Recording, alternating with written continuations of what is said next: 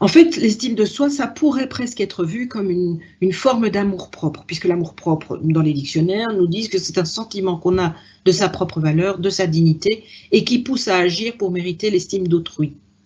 C'est important.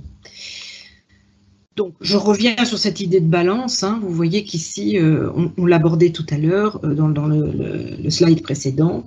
Cette question de soi réel, de soi idéal intervient aussi dans la relation qu'on aura à autrui et de ce que autrui nous renverra.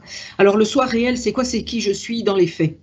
Et le soi idéal, c'est celui que j'aurais ou celle que j'aurais aimé être ou que je voudrais être, je m'aimerais, mais cette balance, il y a celle que vraiment je rêve d'être, et puis celle que je suis en réalité, et on joue sur cet équilibre-là, à la fois parce que c'est lui qui va nous amener à être en relation avec l'autre, mais c'est l'autre aussi qui va nous amener à faire pousser plutôt l'un ou plutôt l'autre, en fonction des contacts qu'on a. Alors cette schématisation me vient finalement d'une synthèse visuelle que je réalise du propos tenu par William James, dont je vous ai parlé tout à l'heure. En tout cas, l'estime de soi, ce qui est sûr, c'est que c'est un facteur essentiel au développement de la personne, de l'humain, et c'est un élément constitutif fondamental. C'est vraiment parmi les fondations, et plus tard, vous verrez, je symbolise ça à travers la construction d'une maison, et j'en reparlerai, mais c'est vraiment fondamental dans la construction de l'identité de la personne, de sa personnalité notamment.